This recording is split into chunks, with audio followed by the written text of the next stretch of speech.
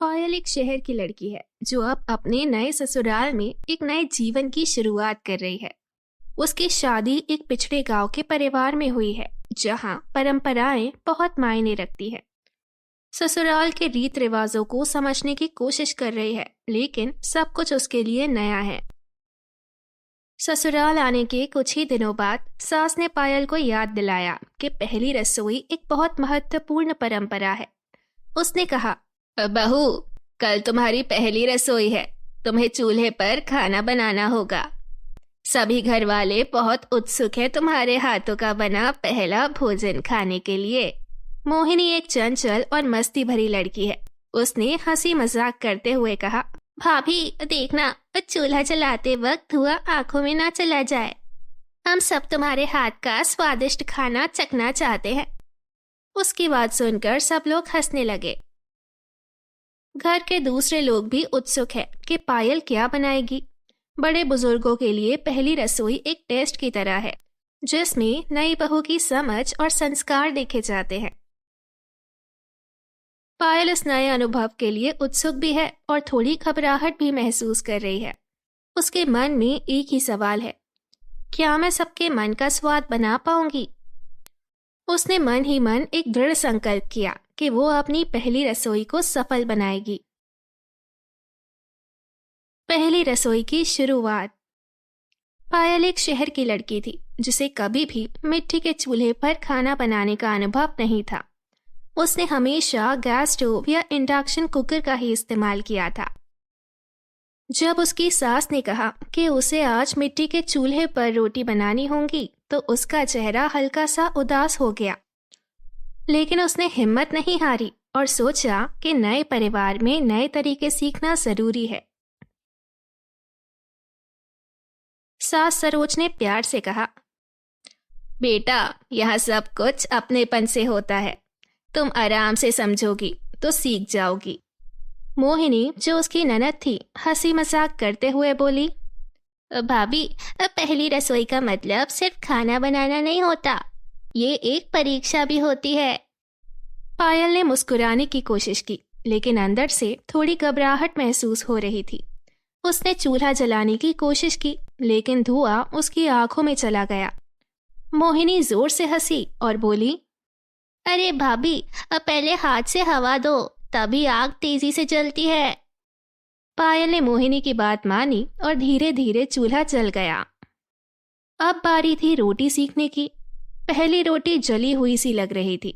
मोहिनी ने हंसी मजाक में कहा, चलो कोई नहीं, अब पहली रोटी तो गाय के लिए ही होती है। इस बात पर सब मुस्कुरा दिए। पायल ने दूसरी रोटी बनाई जो पहले से बेहतर थी। धीरे धीरे उसका आत्मविश्वास बढ़ने लगा। सास ने कहा, मीठा भी बनाना होता है पहली रसोई में। कोई स्पेशल चीज जो तुम्हारे घर में बनती थी? पायल ने सोचा और बोली, अम्मा खीर बनाती थी। सबने खीर की तारीफ की और सास ने प्यार से उसके सिर पर हाथ रखा। आज से तुम इस घर की बेटी हो। ये सुनकर पायल की आंखों में खुशी के आंसू आ गए। पायल अपनी पहली रसोई के लिए उत्सुक थी, लेकिन जैसे ही उसने चूल्हा जलाने की कोशिश की, उसकी आंखों में धुआं चुभने लगा।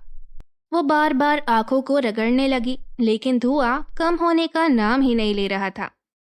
उसने कभी मिट्टी के चूल्हे का इस्तेमाल नहीं किया था, इसीलिए उसके लिए ये नया और कठिन अनुभव था। सुमन एक तरफ खड़ी थी। उसने देखा कि पायल चूल्हा जलाने में परेशान हो रही है। थोड़ा गुस्सा दिखाते हुए बोली, बेटा, चूल्हा जलाना तो एक आम बात है। गांव की लड़कियां बचपन से ये सीख लेती है। तुम्हें भी ध्यान देना चाहिए। जल्दी सीखो, नहीं तो समस्या हो सकती है। पायल ने घबराकर फिर से कोशिश की, लेकिन फिर वही धुआं। उसके चेहरे पर एक छोटी सी निराशा दिखने लगी। उसने अपने हाथ से हवा करते हुए ध्यान हटाने की कोशिश की। मोहिनी ये सब देख रही थी और हंसी मजाक करते हुए बोली, भाभी, अगर चूल्हा ही नहीं चलेगा तो रोटी कैसे बनेगी? आपको थोड़ा और मेहनत करनी पड़ेगी। घर के दूसरे लोग भी धीरे धीरे हंसने लगे। किसी तरह पायल ने चूल्हा जला लिया, लेकिन अब अगली मुश्किल थी रोटी बनाना। उसने पहली रोटी बेलने की कोशिश की, लेकिन वो बिल्कुल गोल नहीं बनी। जब उसने तवे पर डाली तो एक तरफ से जल गई और दूसरी तरफ से कच्ची रह गई। वो परेशान हो गई। सुमन ने थोड़ा और कठोर स्वर में कहा, पहली रसोई संस्कृति का हिस्सा है, इसमें गलतियां नहीं होनी चाहिए। बहू की पहली रसोई ही बताती है कि वो कितनी समझदार और गुड़ी है। अच्छी बहू वो होती है जो घर के रीति रिवाज को अपनाए। पायल और भी टेंशन में आ गई। उसका गला सूखने लगा, हाथ थोड़ा कांपने लगे। वो सोचने लगी, क्या मैं सच में इस नए घर की परंपराओं को समझ पाऊंगी? क्या मैं इस घर की उम्मीदों पर खरी उतर पाऊंगी? लेकिन उसने हार नहीं मानी। मोहिनी, जो पहले हंसी मजाक कर रही थी, अब थोड़ा पिघल गई। वो आगे बढ़ी और धीरे से बोली, भाभी देखो, पहले बेलन को आराम से चलाना, फिर धीरे धीरे हाथ से गोल शेप देना और रोटी को सीधा रखना, तभी अच्छी बनेगी। पायल ने फिर से कोशिश की। इस बार रोटी पहले से थोड़ी बेटर बनी। जब उसने तवे पर डाली तो इस बार उसने जल्दी नहीं की। धीरे धीरे रोटी फूली, लेकिन फिर भी एक तरफ से थोड़ी सी जली हुई थी। सुमन ने देखा कि अब भी परफेक्ट नहीं है, लेकिन वो थोड़ा शांत हो गई। उसने सोचा कि पायल नए माहौल में है, इसीलिए उसे समय देना पड़ेगा। पायल का आत्मविश्वास बढ़ रहा था। उसने सोचा, अगर मैं शहर के बड़े किचन में नए नए डिशेस बना सकती हूँ तो यहाँ भी सीख सकती हूँ। उसने एक और रोटी बनाई और ये पिछली से अच्छी लगी। मोहिनी हंसी मजाक करते हुए बोली, भाभी, और रोटी का तो अभी प्रैक्टिस चाहिए, लेकिन हलवा तो मजेदार बना है। ये मीठा सच में बहुत अच्छा बना है। सुमन ने हलवा चखते हुए कहा, हाँ, हलवा अच्छा बना है, लेकिन रोटी का ध्यान रखना पड़ेगा। धीरे धीरे सब सीख जाओगी। हर एक नई चीज सीखने में समय लगता है, बस लगन जरूरी है। पायल ने मुस्कुराते हुए देखा। उसे महसूस हुआ कि ये एक नए सफर की शुरुआत है। अब उसे यकीन हो गया कि अगर वो मेहनत करेगी तो ये घर भी उसके लिए अपना हो जाएगा। नया सोच, नया तरीका। मुझे एक ऐसा तरीका सोचना होगा जो बिना चूल्हे के भी सबको अच्छा खाना मिल सके। क्या मैं कुछ नया कर सकती हूँ? भाभी, अगर आप चूल्हे का उपयोग कम करना चाहती हैं तो हम कुकर या गैस स्टोव का यूज़ कर सकते हैं। आजकल नए तरीके हैं जो आसान भी हैं और स्वाद भी अच्छा आता है। हाँ मोहिनी, ये सही रहेगा। मैं सोच रही हूँ कि मीठा भी कुछ अलग तरीके से बनाया जाए। माँ जी कहती है कि पहली रसोई संस्कृति का हिस्सा है, तो हम इससे बेहतर बना सकते हैं। पायल, हमारी परंपराओं को बदलने की जरूरत नहीं है। हमारे घर पे चूल्हे पर ही सब कुछ बनता है। ये नए तरीके सिर्फ शहर में ही अच्छे लगते हैं। अम्मा जी, मैं आपकी बात समझ सकती हूँ, लेकिन अगर नए तरीके से स्वाद भी बना रहे और समय भी बच जाए तो क्यों ना एक बार कोशिश करें। माँ, आजकल कुकर में भी अच्छा मीठा बनता है। अगर हम एक बार ट्राई करें तो शायद आपको भी पसंद आए।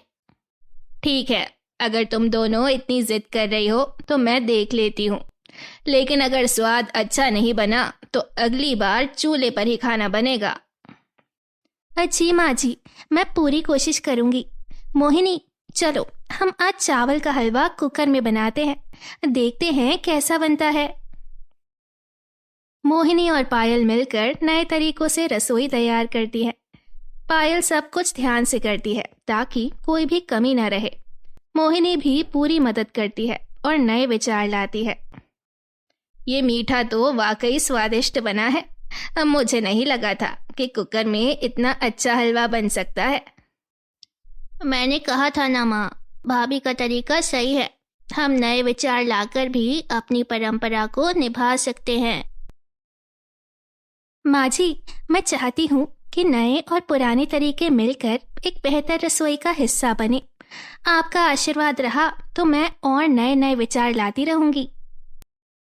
तुम दोनों ने मिलकर अच्छा काम किया।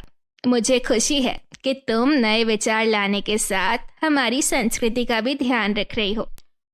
आज से मैं भी नए तरीके सीखने के लिए तैयार हूँ। पायल की पहली रसोई सिर्फ एक परंपरा नहीं, बल्कि नए विचार और नए तरीके का एक अनोखा संगम बन गई। परिवार का प्यार और स्वीकृति। मुझे उम्मीद है कि सबको ये नए तरीके से बनाया खाना पसंद आएगा। पहली रसोई की एक अपनी परंपरा होती है। देखते हैं पायल ने कैसा बनाया है। अरे चलो, सबसे पहले मैं चखूंगी। देखना तो पड़ेगा पायल भाभी का जादू। सब शांत हो जाओ, पहले एक नवाला ले लेता हूँ। स्वाद तो अच्छा है, लेकिन पुरानी रीत रिवाजों का भी अपना महत्व होता है। माँ जी, अगर हम नए तरीके से भी वही प्यार और संस्कार बना सके तो बुरा क्या है? माँ, अब नए जमाने की सोच को भी तो स्वीकृति देनी पड़ेगी। समय के साथ बदलाव भी जरूरी है और मजा तो आया। वाह, ये मीठा तो बिल्कुल अलग तरीके से बना है, लेकिन स्वाद कमाल का है। मैंने सोचा कि नए तरीके से बनाकर देखूं ताकि सबको नया स्वाद मिले। मुझे खुशी है कि तुम नए तरीके लाने की कोशिश कर रही हो, पर साथ में हमारी संस्कृति भी याद रखनी होगी। तो इसका मतलब ये हुआ कि आज से घर में नए और पुराने तरीके साथ चलेंगे। बस यही तो चाहिए, नए विचार भी आए और परंपरा भी बनी रहे।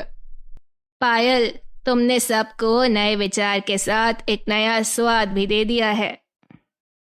अब से हर नए तरीके का खाना पायल भाभी ही बनाएंगी। मैं खुश हूँ कि आप सबको मेरा खाना पसंद आया। यही मेरे लिए सबसे बड़ी जीत है। पायल, तुमने सिर्फ खाना नहीं बनाया, बल्कि नए सोच की रसोई भी घर में ले आई हो। हाँ माँ, अब नए तरीके का खाना भी हमारी रसोई का हिस्सा होगा। मैं तो कहता हूँ कि नए और पुराने दोनों तरीके साथ चलते रहने चाहिए। बचपन से देखता आया हूँ कि नए विचार पहले कठिन लगते हैं, पर बाद में सबको पसंद आते हैं। भाभी, अब मुझे तो ये मीठा इतना पसंद आया कि मैं रोज यही खा सकती हूँ। अगर आप सब चाहेंगे तो मैं और नए नए स्वाद लाने की कोशिश करूँगी। एक समय था जब मुझे लगा था कि नए तरीके हमारी संस्कृति को कमज़ोर बना देंगे, लेकिन आज तुमने मुझे गलत साबित कर दिया। माँ, हमें नए विचार अपनाने के लिए तैयार रहना चाहिए, क्योंकि समय के साथ बदलाव आता ही है। बिल्कुल, हम नए जमाने से डर नहीं सकते, बल्कि उसे अपनाना होगा। भाभी, अब मैं भी आपके साथ नए नए व्यंजन बनाना सीखूंगी। ये तो मेरे लिए सबसे बड़ी खुशी की बात है कि मेरी रसोई की सोच आप सबको पसंद आई। इस कहानी से ये सीख मिलती है कि नए विचार और परंपरा एक साथ चल सकते हैं। पहली रसोई सिर्फ एक परंपरा नहीं, बल्कि नए विचारों और परिवार को एक साथ लाने का अवसर भी है। दीदी, आपने साबित कर दिया कि नए तरीके भी अपनाए जा सकते हैं बिना संस्कृति को भूले। समय के साथ चलना जरूरी है और पायल ने ये सिखाया है कि नए विचार भी घर के रंग ला सकते हैं। पायल, तुमने सिर्फ रसोई नहीं, बल्कि सबका प्यार भी जीत लिया।